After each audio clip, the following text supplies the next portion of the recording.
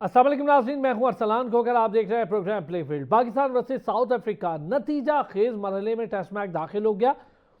पहले दिन के खेल से कुछ लोग हैं जिनका ये मानना था कि ये टेस्ट मैच ड्रॉ की तरफ जाएगा। अच्छा, अब चूंकि एक लंबा अरसा हो गया है, मैं और आप यानी हमारे देखने वाले और हम विटनेस कर रहे हैं इस बात को कि 5 दिन का टेस्ट मैच शाज़ो नादिर, 5-5 सालों में 2 टेस्ट मैच होते हैं जो 5वें दिन पे जाते हैं। तीसरा दिन, चौथा दिन हतमी है, एंड हो जाता है। ज़्यादातर टेस्ट मैचेस जो इस वक्त 75% टेस्ट मैचेस हैं वो तीसरे और चौथे दिन के आगाज़ पे ख़त्म हो जाते हैं। चौथे दिन का पहला सेशन ज़्यादातर टेस्ट मैचेस 75% के करीब एंड हो रहे हैं। अंदाज़ा ये किया जा रहा था कि अच्छी गेम हो रही है, दोनों तरफ से बड़ी फाइटिंग स्पिरिट का मुजाहरा किया गया। अगर मैं जॉर्जी की बात करूं, डिजॉर्जी ने फाइट की पाकिस्तानी बॉलिंग के अगेंस्ट, बहुत अच्छा खेले, सेंचुरी मुकम्मल की। हालांकि डिजॉर्जी इस टीम में जगह बनाने वालों में बड़ी मुश्किल लग रहे थे मुझे, लेकिन डिजॉर्जी ने प्लेइंग 11 में भी जगह बनाई और यहाँ आने के बाद खुद को साबित किया। मुश्किल पिच थी, टर्निंग पिच है और गज गज भर बॉल टर्न हो रहा है, आप सारे देख रहे हैं। और नौमान बहुत अच्छी बॉलिंग कर रहे थे, लेकिन उसके बावजूद जिस तरह मुस्तैदी के साथ खड़े रहे, उससे एक चीज़ का अंदाज़ा हुआ कि स्कोर करना हो तो आपको अपने फुटवर्क और हैंड आई कोऑर्डिनेशन पर सबसे ज़्यादा बिलीव करना पड़ता है। पिच जितनी मर्जी मुश्किल हो, आपका टेम्परामेंट इन सारी चीज़ों के साथ आपको आगे बढ़ा देता है। अच्छा खेल रहे थे बाबर आजम, मुझे बड़ा अफसोस हुआ, खैर उस पर बाद में बात करेंगे, लेकिन 269 पे हमने बुक कर लिया। 109 की बर्तरी से पाकिस्तान ने दूसरी इनिंग का आगाज़ किया। सऊद शकील जिस तरह खेल रहे हैं, मेरा ख्याल है इस तरह से बाकी प्लेयर्स को खेलना चाहिए था और रिजवान ने उनका साथ दिया, सारा कुछ ठीक था। लेकिन हम बाबर आजम को लेके मैं ज़रा ज़्यादा बात करूंगा। अब्दुल्ला शफीक 41 तक गए, आउट हो गए, ये चीज़ें हमें देखनी होंगी। अब दूसरी इनिंग है और उसके बाद चौथी इनिंग की तरफ जाना, यानी दूसरी इनिंग साउथ अफ्रीका ने खेलनी है। टेस्ट नतीजा खेज मरहले में, लेकिन अब ज़रा हम बात कर लेंगे अपनी बॉलिंग साइड को लेके। वही नौमान और वही साजिद, 9 विकेटें ली हैं दोनों ने मिलकर और 1 विकेट सलमान अली आगा ने। तो ये कुल हमारी बॉलिंग साइड का खुलासा है। हमें ज्वाइन किया वसीशा ने। वसीशा हमारे क्रिकेटर भी हैं और बड़े शानदार क्रिकेट एक्सपर्ट भी हैं, स्पोर्ट्स जर्नलिस्ट भी हैं, और साथ ही साथ ज़िशान नादिर महसूद साबिक फर्स्ट क्लास क्रिकेटर हैं, क्रिकेट एक्सपर्ट हैं। बहुत शुक्रिया जी दोनों हजरात का। पहले वसी ज़रा ज़िशान भाई, मैं चाहूँगा बड़े मज़ेदार एक्सपर्ट राय के साथ आएँ, फिर हम जर्नलिस्ट तो अपनी बात करते रहेंगे। ज़िशान, एक बड़ी मज़े की चीज़ ये हुई कि एक ऐसी पिच सामने आई जिसमें मेरा ख्याल है रबादा ने सबको दिखाया कि अगर आपके पास स्किल हो तो खाली स्पिनर नहीं लेता विकेटें, बल्कि स्किल्ड फास्ट बॉलर कहीं भी विकेट लेने की एहलियत रखता है। बड़ा खूबसूरत नई बॉल जब का इस्तेमाल कर रहे थे वो, कमाल की स्विंग की। पहली इनिंग में भी मैं कहूँगा और दूसरी में भी वो बहुत अच्छी इनिंग के उन्होंने कमाल किया। लेकिन हम ज़रा पहले बॉलिंग डिस्कस करेंगे, फिर हम बैटिंग पे। पाकिस्तान का स्कोर टोटली पहले बताओ, 378 आपको ओके लगता है पहली इनिंग का? आपको लगता था इतनी बर्तरी मिल जाएगी 109 रन की? थैंक यू अरसलान भाई प्रोग्राम में इनवाइट करने के लिए। जी बिल्कुल, देखिए पाकिस्तान बहुत अच्छा खेला है। थोड़ा सा सरप्राइजिंग था सबके लिए कि पहले दिन में 313 स्कोर किए उन्होंने और बहुत जबरदस्त खेले। इमाम कमबैक उन्होंने 2 साल बाद कमबैक किया। लेकिन जो बात हम यहाँ पे हमेशा करते रहे कि आप डोमेस्टिक को अगर रिस्पेक्ट देते हो, चाहे वो आप कहीं भी खेलते हो, तो वो आपको पे बैक करती है। तो वो उन्होंने किया। बॉलिंग में आप देखें, हसन अली को आई डोंट नो, सिर्फ वो नंबर बढ़ाने के लिए कि ये इतने टेस्ट मैच खेले में 4 ओवर करवाने का कोई मकसद नहीं था। इससे अच्छा आप जो है वो खुरम शहजाद को करवा लेते। वो स्विंग बॉलर है, जैसे आपने खुद कहा कि रबादा बहुत अच्छी बॉलिंग कर रहे थे, स्विंग भी करवा रहे थे। देखिए लाहौर की कजाफी स्टेडियम में मैं कई मैच खेला हूँ। वहां पे आई डोंट नो, आगा जाहिद साहब हैं, वो 70 साल से ऊपर हो गए थे। उनको समझा समझा के लोग कहते थे कि यार यहाँ पे सपोर्टिंग विकेट बनाया करें, ताकि सबके लिए जो है थोड़ा सा कुछ हो, बैट्समैन के लिए भी, फास्ट बॉलर्स के लिए भी, स्पिनर्स के लिए तो ऑब्वियसली होता ही है। लेकिन वो उन्होंने वो 1960s और 70s की उनका जो था वो सोच थी, और वो चाहते थे कि बस यहाँ पे स्कोर होता जाए, बाकी बॉलर के लिए कुछ ना हो। तो वही हमने इस टेस्ट मैच में भी देखा कि पहला ओवर जो है वो फास्ट बॉलर एक एंड से करवा रहा है, दूसरे एंड से स्पिनर करवा रहा है। नो डाउट नुमान ने और साजिद ने बहुत अच्छी बॉलिंग की, सलमान आगा ने भी एक विकेट हासिल की, लेकिन टेस्ट मैच को मजा नहीं आ रहा देखने का।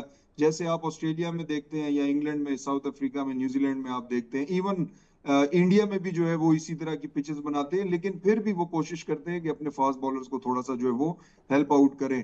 ओवरऑल पाकिस्तान के परफॉर्मेंसेस के हवाले से हम अगर देखें तो हम कह सकते हैं कि बहुत अच्छा है कि उनको हमने 269 पे आउट किया, 109 रन की लीड ली। लेकिन ऑब्वियसली अगर हम ओवरऑल क्रिकेट का जायजा लें और उसके लिए देखें तो मेरा ख्याल है कि ये हम क्रिकेट की बेहतरी नहीं कर रहे, बल्कि और जो है वो हम क्रिकेट को ओके खराब अच्छा, मैं करते इस चले पे जा जरा रहे हैं। ज्यादा बात करनी है आज। ये जो बात आप कर रहे हैं, वैसे पहले 378 ओके टोटल था पहली इनिंग का आपके मुताबिक? हाँ, हमने कल भी ये बात की थी कि 80 रन ज़्यादा कर दिए, लेकिन वो नुमान और साजिद की जो गलती हो गई परफॉर्मेंस थी, हमसे। नहीं जो साजिद और नुमान ने बहुत अच्छी बॉलिंग की। और देखें, टेस्ट मैच आप फेज़ बाय फेज़ खेलते हैं। नादिर हाँ, सेशन टू सेशन मैच होते हैं। जिशान भाई खेले में 4 डे क्रिकेट इन्होंने बहुत लंबी खेली होगी, तो आपने अब T20 अगर आपके 2-3 ओवर भी अगर ख़राब जाते हैं तो आप मैच से बाहर हो जाते सही हैं। है। लेकिन टेस्ट मैच में अगर आप 2 सेशंस भी ख़राब खेल लेते हो या बुरा खेलते हो, लेकिन एक सेशन आपका अच्छा लगता है तो आप उस चीज़ को कम बैक कर सकते हो। और ऐसे ही हुआ, देखें 2 पार्टनरशिप अफ्रीका की बहुत अच्छी लगी, लेकिन उसके बाद जब कम बैक किया तो वो कमबैक इतना अच्छा हो गया कि जहाँ पे लीड हमें ये लग रहा था कि लीड नहीं ले पाएंगे या 40-50 रन की या 30 रन की लीड होगी, वो 109 रन की हो गई। उसके पीछे क्रेडिट जाता है नुमान और साजिद खान को, जिस तरह वो बॉलिंग कर रहे हैं। और नुमान देखें, हम कल भी क्रिटिसाइज ही कर रहे थे। जरा माजरत, एक छोटा सा ब्रेक है, ब्रेक से वापस आएंगे। हम नुमान और साजिद को भी डिस्कस करेंगे, हमारे बॉलिंग के लिए पेस अटैक की भी बात करेंगे। हसन अली ने बॉलिंग बहुत अच्छी की है, मैं उससे एग्री हूँ कि हसन ने जितनी भी बॉलिंग की है अच्छे जगहों पे, अच्छी जगह पे पिच की है उसने बॉल। लेकिन ज़रा हम इससे बढ़ के भी बात करेंगे एक ब्रेक के बाद। एक बार फिर खुश आमदीद जी वसी, प्लीज़।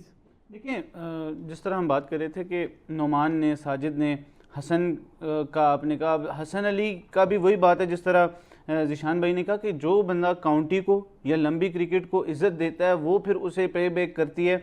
उसने भी लंबी क्रिकेट खेली हसन अली ने। देखिए, आप T20 की परफॉर्मेंस पे आप टेस्ट मैच में नहीं किसी को रख सकते, और टेस्ट मैच की परफॉर्मेंस पे किसी को T20 में नहीं रख सकते। ये हमारा सबसे बड़ा प्रॉब्लम है कि हम प्लेयर्स को T20 की परफॉर्मेंस पे टेस्ट मैच में रख लेते हैं और टेस्ट मैचेस की परफॉर्मेंस पे हम T20 में रख लेते हैं। नहीं, मैं थोड़ा सा इससे आप दोनों से इख्तलाफ करके एक चीज़ कहूँगा।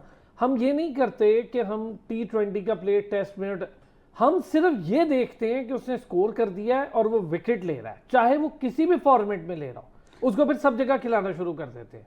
अब सलमान अली आ गया है, वो स्कोर कर रहा है, अब हमने उसको T20 का डायरेक्ट कैप्टन बना दिया। हमें ये उसकी स्किल पे कोई शक नहीं है, लेकिन T20 फॉर्मेट वाले उसके उस पर हमें शक है कि नहीं, वो उसके साथ नहीं मर्ज हो पा रहा। यही प्रॉब्लम है हमारा। हम हारिस रऊफ को खिलाएंगे तो वनडे भी खिला देंगे, T20 भी खिला देंगे, टेस्ट भी कोशिश करके देख ली, वो नहीं खेल पाया।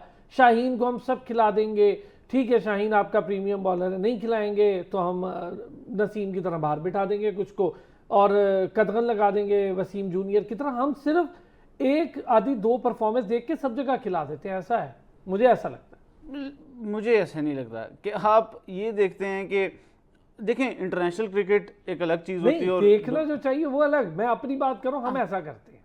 लेकिन देखें, हम जिस तरह मैंने ये कहा कि आप देख लें, सलमान अली आगा ठीक है वो है, लेकिन आप देखें कि मीर हमजा को आप, उसका क्या कसूर है कि आप उसे सेंट्रल कॉन्ट्रैक्ट से ही बाहर कर लेते हैं? मैच भी नहीं खिला रहे। आमिर जमाल को आप बाहर कर देते हो। नसीम शाह, जिस तरह आपने नाम लिया उसका, उसने फर्स्ट क्लास में पहले ही मैच में पंजा कर दिया और डेड पिच पे KRL में उसने पंजा कर दिया। अच्छा, तो कोई कैसे उसने जो पंजा किया ना वो 20 ओवर करके नहीं किया जी, ये भी कमाल है। ऐसे ही बिल्कुल। और इस्लामाबाद की अच्छी टीम है, ये नहीं है कि इस्लामाबाद की कोई थक्कड़ सी टीम है। इस बार उसमें गेस्ट प्लेयर्स भी खेल रहे हैं, थोड़ा कॉम्पिटिटिव, थोड़ी मतलब 1% मैं कह सकता हूँ कि वो आई है। लेकिन ये है कि जिशान भाई इस पर ज़्यादा ये बात कर सकते हैं कि जब आप फास्ट बॉलर होते हो, आप जब तक 10 से 15 ओवर 20 ओवर दिन में नहीं करते तो आप कभी भी अच्छे बॉलर नहीं बन सकते। देखें, रबाडा हैं, जब उन्होंने बाबर आजम को आउट किया उससे पहले शॉन पॉलक और रमीज़ राजा कमेंट्री कर रहे थे और वो आपस में यही बात कर रहे थे कि क्या होना चाहिए कि देखें ये डेड पिच है, यहाँ पे स्पिनर्स को बहुत ज़्यादा हेल्प मिल रही है। तो शॉन पॉलक ने एक लफ्ज़ कहा कि basics should remain the same. आप T20 में बॉलिंग कर रहे हो, आप टेस्ट मैच में बॉलिंग कर रहे हो, आप वनडे में बॉलिंग कर रहे हो, आपकी बेसिक सेम होनी चाहिए। और बेसिक सेम हुई 2, 3, 4 ओवर अच्छे लेंथ पे किए, एक इंडी पर आया, बाबर उसको मिस कर गए। तो आप देख लें कि इतनी डेड पिच पे रबाडा ने खुद को शो किया कि I am here to take wickets. Hasan ने बहुत अच्छी बॉलिंग की, विकेट नहीं ले सके। शाहीन अफरीदी अगर हमारे प्रीमियम फास्ट बॉलर हैं, लेकिन वो विकेट नहीं ले सके। हमारी 10 की 10 विकेटें स्पिनर्स ने ली, लेकिन वहां पे रबाडा, जहां पे बाबर वाज लुकिंग कि अब वो अपनी वो फ्लो में आ रहे हैं और वहां से वो कंटिन्यू करते और अच्छे रन करते। ये कैप्टेंसी डिसीजन भी बड़ा कमाल था। मैं मार्करम को इस चीज का क्रेडिट दूंगा कि जैसे ही सऊद शकील आए, शुरू में उन्होंने स्ट्रगल किया, 8वें या 9वें बॉल पे उन्होंने पहला चौका मारा, पिछले इनिंग में भी वो 0 पे आउट हुए थे, लेकिन फिर आगे 2-3 फ्लरी ऑफ बाउंड्रीज आई, ड्रिंक्स ब्रेक हुई, उन्होंने एकदम रबाडा को वापस लाया और दूसरे तीसरे ओवर में उन्होंने बाबर आजम को आउट किया। और जब बाबर आजम आउट होते हैं तो फिर बाबर आजम का आपने देखा होगा, साइम अयूब हो, इमाम उल हक हो या कोई भी बैटर हो, उनके साथ जब खेलता है तो वो खुद को कंफर्टेबल फील करता है। अब्दुल्ला शफीक इवन आज देख लें कि वो किस तरह शॉट्स खेल रहे थे, use of the feet, spinner पे ऊपर आके खेल रहे थे, सिंगल कर रहे थे। तो बाबर जब दूसरे एंड पे होते हैं तो एक ऑल टुगेदर एक डिफरेंट सिचुएशन हो जाती है टीम को। बिल्कुल। अच्छा ज़ीशान, ये जो मैं ज़रा बाद में बाबर आजम के आउट होने पर हम बाद में बात करेंगे कि वो आज एक थोड़ी डिफरेंट चीज़ हुई कि वो स्पिनर की बजाय पेसर से आउट हो गए। बहुत सारे लोग ये कह रहे हैं देखा निकल आए स्पेस से, अब पेसर ने जिस तरह अंदर बॉल करके आउट किया तो वो एक अलग बात। लेकिन हम अपनी ज़रा बॉलिंग को ज़ीशान डिस्कस करें। हमारे पेसर्स विकेट यानी 10 की 10 विकेट स्पिनर ले गए, एक विकेट भी पेसर नहीं ले पा रहा, लेकिन वहां ऐसा नहीं हो रहा। साउथ अफ्रीका में पेसर भी विकेट ले रहा है। देखिए इस्लाम भाई, अगर आप पहली इनिंग्स देखें तो उसमें 66 या 67 ओवर जो हैं वो इन दोनों ने मिल के किए हैं और कोई 8-10 ओवर जो है वो सलमान आगा ने भी किए हैं। तो अगर आप सिर्फ 9 ओवर अपने फास्ट बॉलर्स को देंगे, नो डाउट मैं ये नहीं कह रहा कि 9 ओवर में आप आउट नहीं कर सकते, 4 ओवर हसन अली के, 5 ओवर शाहीन के, लेकिन अगर आप उनको बॉलिंग देंगे नहीं तो वो आउट कैसे करेंगे? अगर आप पहले से एक माइंड फ्रेम में है कि हमने स्पिनर, मतलब मैंने आपके लास्ट प्रोग्राम में एक बात की कि आपने इतना अपने आप को प्रिडिक्टेबल कर दिया है कि सारी दुनिया को पता है कि आपने किस तरह की विकेट बनानी है, तो वो उसके मुताबिक जो है वो अपने आप को जो है वो प्रिपेयर करते हैं। तो नो डाउट रबाडा जो है वो बहुत अच्छे बॉलर है, उन्होंने अपने आप को मनवाया हुआ है। और आप तो बार बार प्रीमियम बॉलर कह रहे हैं, मैंने कई दफा आपके प्रोग्राम में ये बात की है कि शाहीन अफरीदी कप्तानी के पीछे पड़ा हुआ है, पहले उसको अपना एज अ बॉलर तो जो है वो प्रूव करना चाहिए कि मैं एक अच्छा बॉलर हूँ। 8 साल 7 साल हो गए, अभी तक हम ये नहीं प्रूव कर सके कि वो एक अच्छे बॉलर हैं, मतलब एक जिन पे आप भरोसा कर सके कि ये आपको मैच जिता के देंगे। T20 छोड़ दें, 4 ओवर को छोड़ दें, आपके 4 ओवर में बैटर जो है वो वाली शॉट भी खेलते हैं कि जो वनडे टेस्ट में वो बिल्कुल भी ट्राई नहीं करते।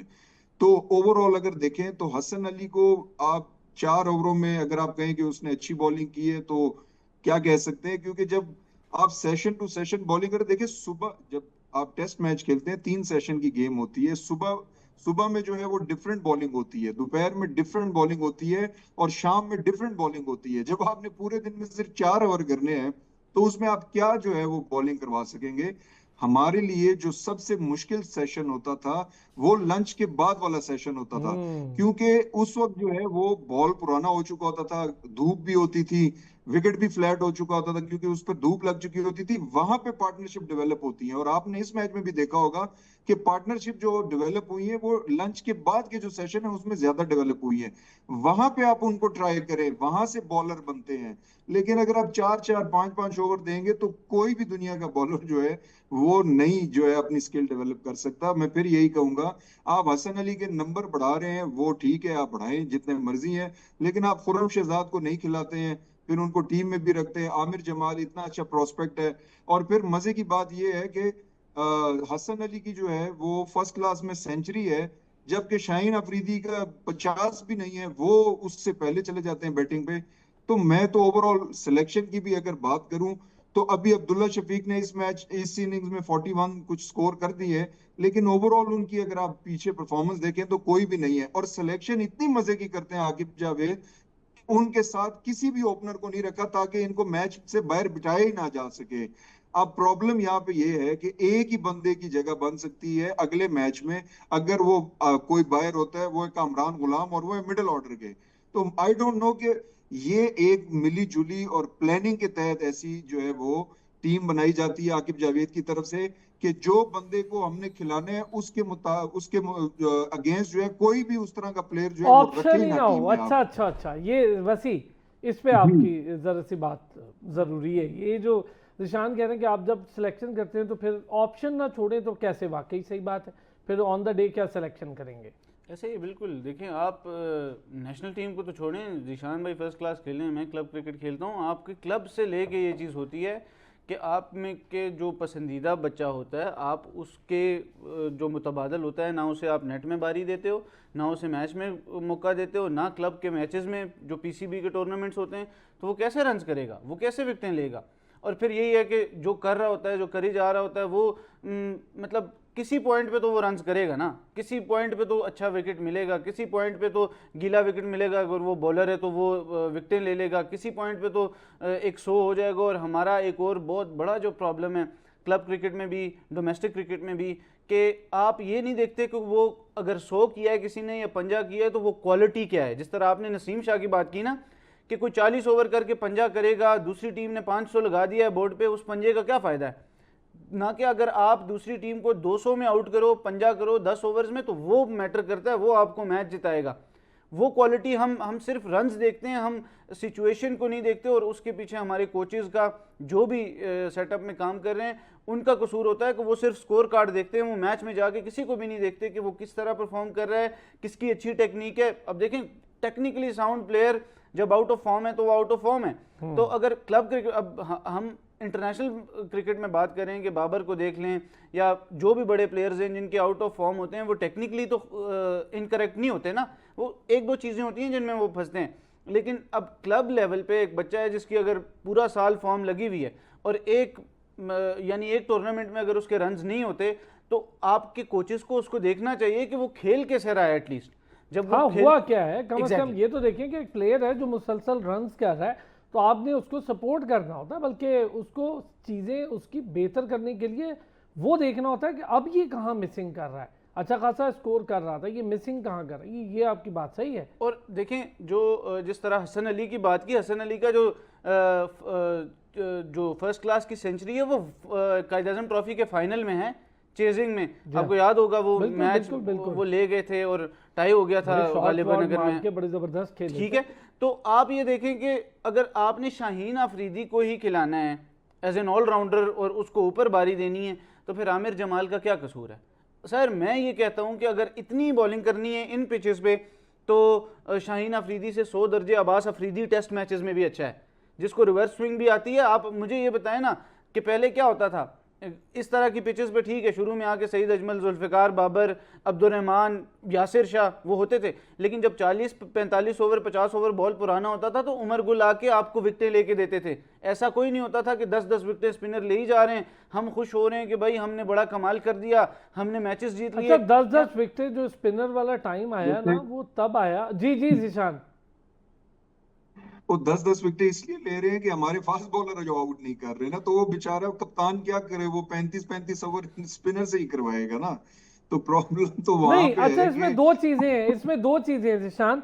एक के खाली स्पिनर्स का यूज, और एक आप वाली बात कि सेशन टू सेशन कम से कम 5-5 ओवर ही करवा लें। एक दिन के को 20 ओवर तो उनके नाम लिखे हो ना, 20 ओवर हो, उसमें पता चले कि हाँ भी 2-4 विकेटें ली। नहीं, अब 4 ओवर हो, 5 ओवर हो, टेस्ट मैच है भाई, ये कोई वनडे T20 तो है नहीं। और फिर आप मुरद इल्ज़ाम भी नहीं ठहरा सकते ना शाहीन को ना हसन को। यार 4 ओवर मिले, क्या किया आपने इस एंड से उसे, क्या आपने स्पिनर फौरन लगा दी। एक साथ 12 ओवर कम से कम करवाएं। मेरा ये ख्याल है कि इससे फिटनेस भी पता चलती है। 6-6 ओवर के स्पेल्स तो करें ना पेसर्स। एक ब्रेक लेते हैं, वापस आता हूँ आपसे, इस पर भी बात करता हूँ। एक बार फिर खुशामदीद कहेंगे, बड़ी मजे की ऑफ द रिकॉर्ड डिस्कशन चल निकली थी। जिशान आप कुछ बता रहे थे, मैं कह रहा था पेसर को 6 ओवर कम से कम एक को तो देना, 12 ओवर का एक स्पेल लगवाएं दोनों पेसर्स का, स्टार्ट करवा। बस पूरा दिन पड़ा है, करवाते रहे आप अपने स्पिनर्स को। और टेस्ट मैच है, कौन सा उन्होंने 12 ओवरों में 100 करके तो आपको पीछे छोड़ देना है।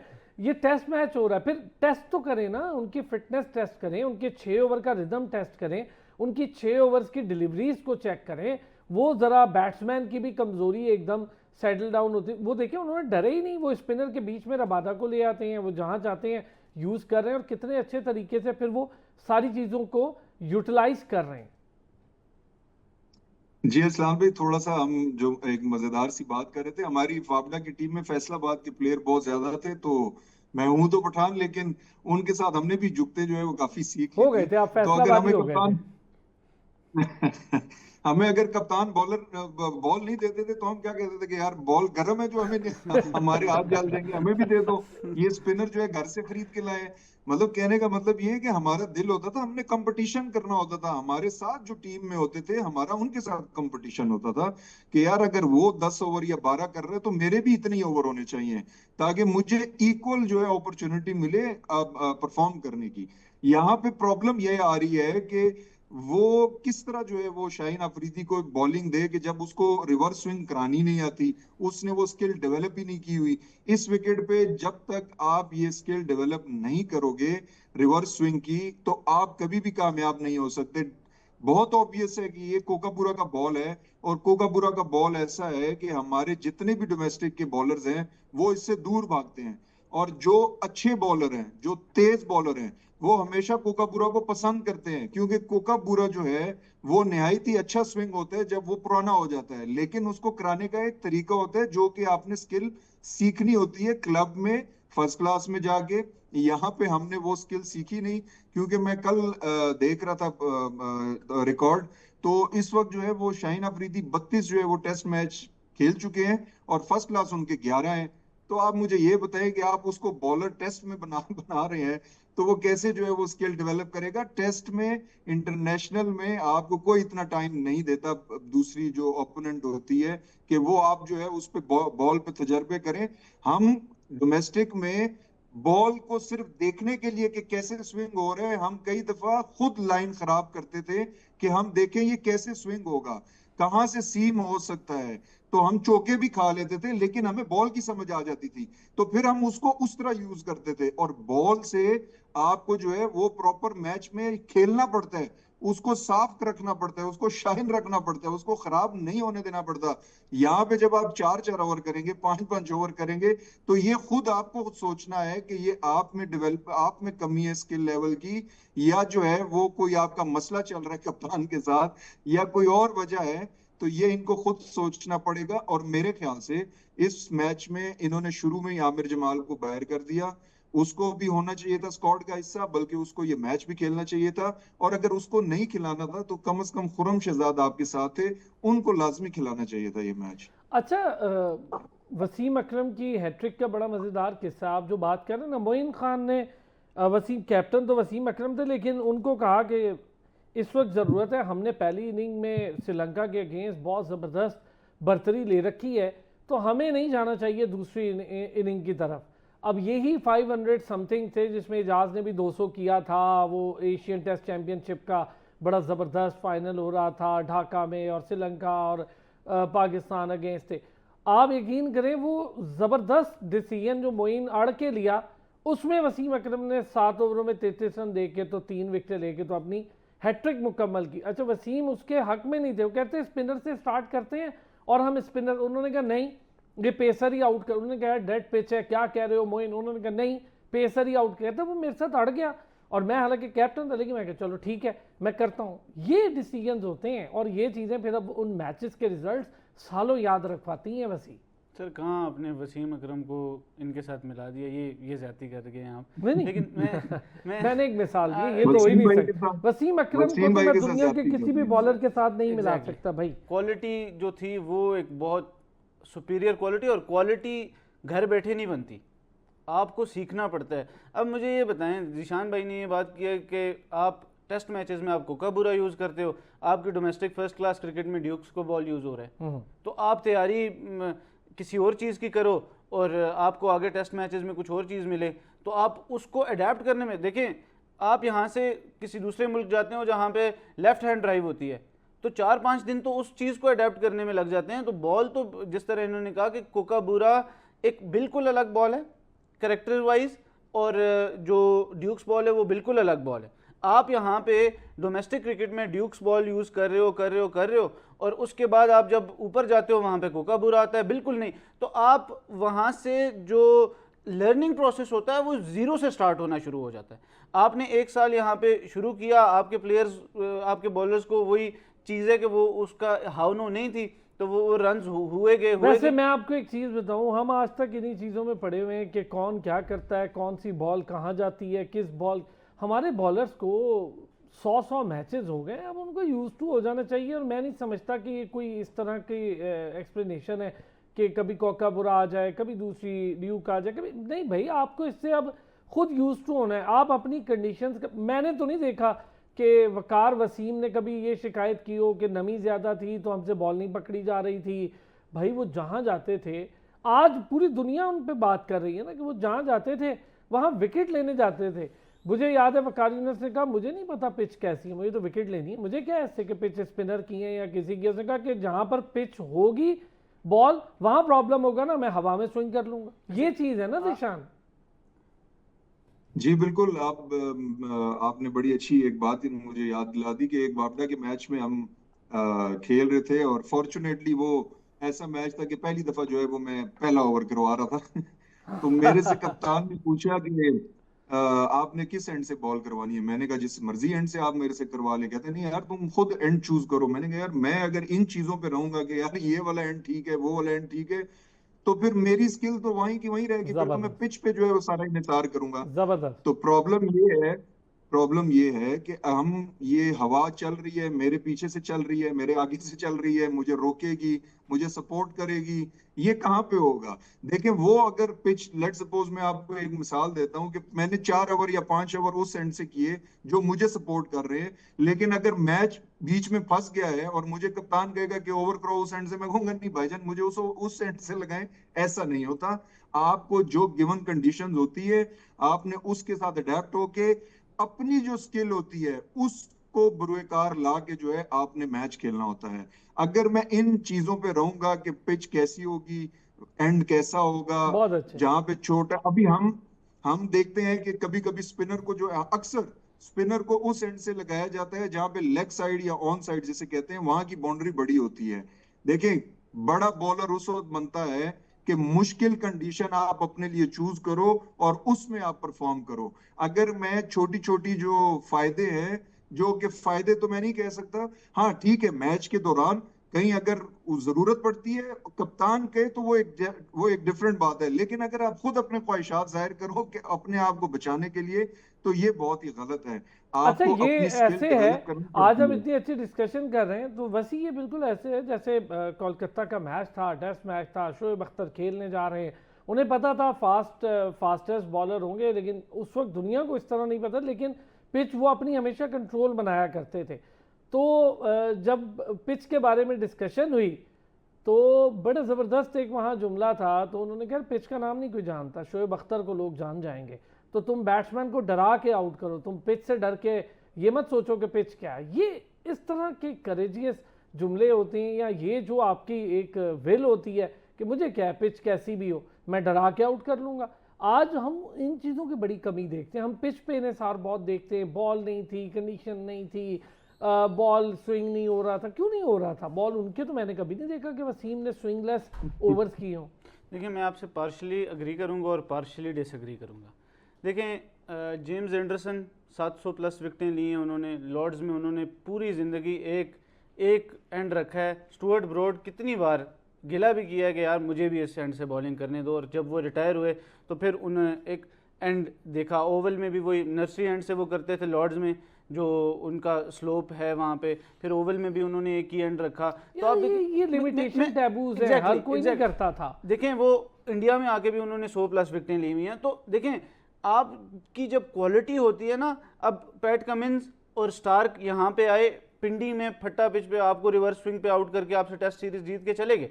मैं ये कह रहा हूँ कि कुछ ये चीज़ें होती हैं जहाँ पे आपको देखें पिच एक अलग चीज़ होती है और बॉल या आपकी क्वालिटी एक अलग चीज़ होती है। आप बहुत पीछे ना जाएं, आप अभी देख लें कि इंडिया को देख लें कि हमारे जो प्लेयर्स होते हैं, हमने बजाय इसके कि हम 378 बनाए, हम उसके बजाय 500 भी कर सकते थे। हमने कल भी ये बात की, तो हम साउथ अफ्रीका को 2 बार उसमें आउट कर सकते थे, लेकिन हमारी गेम अवेयरनेस इतनी नहीं है।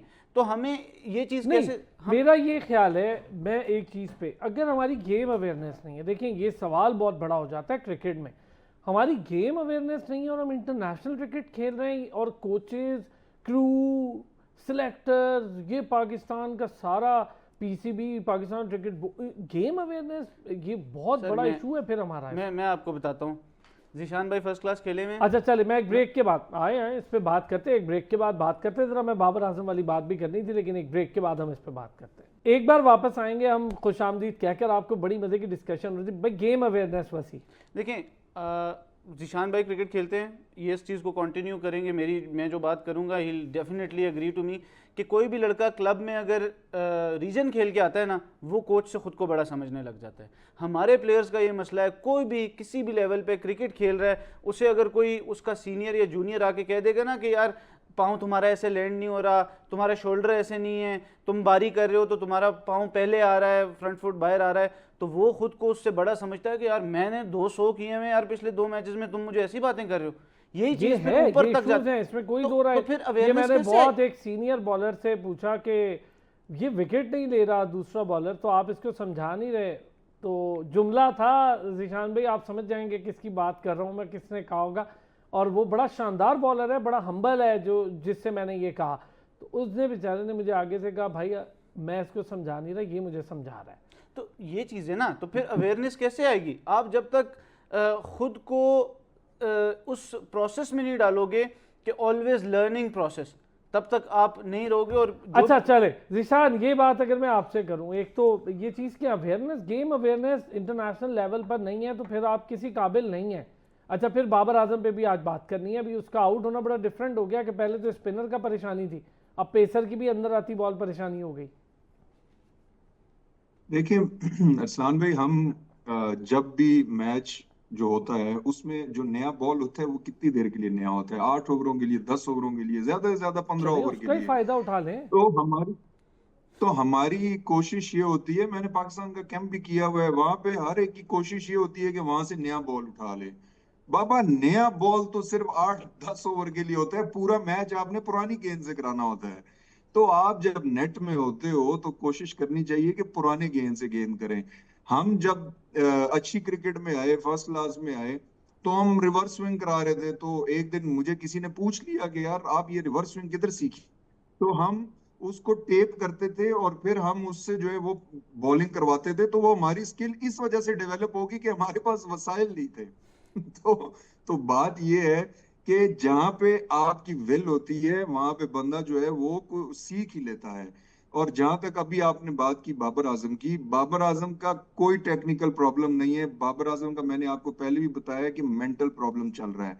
आप रमीज राजा जैसा बंदा जब उसे कहेगा कि ये ड्रामे कर रहा है, तो आप मुझे ये बताएं कि आपने अपने स्टार प्लेयर के साथ कर क्या दिया है? आज या कल मैं एक वीडियो देख रहा था, तो उनके बड़ी फेवर में है, वो तो बड़ी फेवर में थे, कप्तान भी उन्होंने ही बनाया था अपने चेयरमैनशिप के दौर में। बस अभी वो फिर जवाब देंगे जो कंट्रोवर्सी बनी हुई है कि उन्होंने ये बात क्यों की है। मैंने आपको बताया कि एक मैं वीडियो देख रहा था फेसबुक पे चलते चलते, तो उसमें एक इंडियन जो था वो बाबर आजम के लिए ये बात कर रहा था कि यार आपने उसके साथ क्या कर दिया है? वो प्लेयर जिसको आपने सर पे बिठाया हुआ था, आज उसके बारे में आप ये बातें कर रहे हैं। देखिए मैंने आपको बताया पहले भी कि हम जो भी ये 92 के वर्ल्ड कप वाले हैं, अल्लाह इनसे हमें जो है वो माफी दिला दे और इनसे हमारी जान छुड़ा दे, क्योंकि ये किसी को भी स्टार बनता हुआ नहीं देख सकते। ये बाबर आजम का जो प्रॉब्लम है इस वक्त, आपने उसको इतना डिप्रेस कर दिया है रन्स के पीछे कि वो अपनी टेक्निकल गलतियां कर रहे हैं। अगर उसको कोई समझाने वाला है तो उसको सिर्फ ये बता दें कि बेटा आप रन्स के पीछे मत जाओ। जो बात हमने पहले की, जो शॉन पॉलक ने, वसी ने बताया कि आपकी बेसिक्स हमेशा हर जगह पे एक ही जैसी होनी चाहिए। तो उनको बेसिक्स पे आ जाएंगे तो उनकी फॉर्म वापस आ जाएगी और वो रन्स करना शुरू कर नहीं जिशान, जिस तरह आज आउट हुए बाबर, आज स्पिनर से आउट नहीं हुए। बहुत सारे लोग आज इस बात पे भी अजीब, भाई स्पिनर से नहीं हुए, अब नहीं हुए, रबाडा ने उन्हें आउट कर दिया। तो रबाडा ने जिस तरह आउट किया, बॉल अंदर आ रही थी। बैट और पैड का गैप, ये एक ऐसी बेसिक चीज है जो बचपन में हमें सिखा दी गई थी मोहल्ले में, कि भाई बैट और पैड का गैप नहीं होगा तो आप बच जाओगे। लेकिन अगर तो बैट और पैड का गैप नहीं, जैसे अभी वसी ने ऑफ द रिकॉर्ड एक बड़ा अच्छा याद दहानी करवाई थी 2023 वर्ल्ड कप के बुमराह की बॉल की, तो बैट और पैड का गैप ये तो क्रिएट एक बड़ा प्लेयर खुद ही आराम से सेटल कर देता। आज वाली बॉल बहुत अच्छी थी, मतलब रबाडा की इस बॉल पे मुझे कोई एतराज नहीं कि वो किसी भी अच्छे क्वालिटी प्लेयर को उसने की तो वो आउट हो सकता था, लेकिन उसको किसी तरह बचत भी की जा सकती थी, और बाबर में ये क्वालिटी है। नहीं, ये आपने बिल्कुल सही पॉइंट आउट किया है कि ये प्रॉब्लम एक टेक्निकल प्रॉब्लम है। मैं पहले वाली अपनी बात से पीछे आ जाता हूँ कि एक प्रॉब्लम है बाबर आजम को, जो अंदर वाला बॉल आता है, जो जिसको इन स्विंग कह दें आप, उस पे थोड़ा सा उनको प्रॉब्लम होती है। और ये आज से नहीं है, काफी अरसे से ये जो आउट हो रहे हैं वो इसी बॉल पे आउट हो रहे हैं। तो मैं ये कहना चाह रहा हूँ कि वो चाहे रबादा है या कोई स्पिनर है, जो भी है, आउट तो आपने जाहिर है किसी ना किसी से तो होना ही है। लेकिन प्रॉब्लम ये नहीं है कि वो किससे आउट हो रहे हैं, स्पिनर से हो रहे हैं या फास्ट बॉलर से हो रहे हैं। प्रॉब्लम ये है कि वो एक ही तरह आउट हो रहे हैं। इसका मतलब ये है कि आप कहीं ना कहीं जो है वो मेंटली किसी एक ऐसे उसमें फंसे हुए हो कि आपसे वो चीज ठीक नहीं हो रही। ऐसा तो नहीं हो सकता कि बाबर आजम जो है वो इसको ठीक नहीं कर सकता या वो इसके लिए कोशिश नहीं कर रहा। इसका चले, मतलब ये मैं है जरा कि इस पर उनके माइंड वसी के एक अंदर शॉर्ट सा व्यू आपका भी। सर देखिए, बाबर आजम, हमने सब ने वो भी सुनते होंगे कि हम कहते हैं वो स्पिनर पे आउट होता है। जो आज मैंने देखा वो स्पिनर पे बहुत ज़्यादा कंसंट्रेशन के साथ खेल रहे थे। अच्छा मैं खेल उनकी रहे बैटिंग बहुत बहुत अच्छी खेल रहे थे, लेकिन जैसे ही फास्ट बॉलर आए मुझे जो लगा है जो उनके आउट होने की Distract हो जो गए। वो एकदम ईजी हो गए कि यार चलो जो मुश्किल थी वो तो गुजर गई, अब रबाडा है मैं इसको खेल लूंगा, सीधा पिच है। वो एक बॉल अंदर आया, वही रोकना था, वही वही उनसे नहीं रुका। तो मुझे ये लगता Well है कि said. वहां पे लैप्स ऑफ कंसंट्रेशन आया, जिस वजह से वो आज आउट हुए हैं, और कोई वजह नहीं थी। और वो बॉल, फिर वही बात है कि रबाडा भी वो 140 चलो। वाला बॉल नहीं कर रहे, 132-33 नहीं पे वो कर रहे बड़ा थे। ट्रिकी, तो वो लेकिन देखिए लेकिन बॉलर ये ही है बड़ा कि कमाल है, वो लेकिन ट्रिकी बॉलर है। कंसंट्रेशन जब आपकी नहीं होती, मैं इस basics बात से, छोड़ ये देते बात हो, अच्छी, तो फिर चले ये दोनों के problem। पॉइंट्स बहुत अच्छे रहे। Zeeshan Nadir, thank you so much, आपने हमें ज्वाइन किया। वसीशा, आपका बहुत शुक्रिया। नाजरीन, कल फिर होती है आपसे मुलाकात, अपना ख्याल रखिएगा।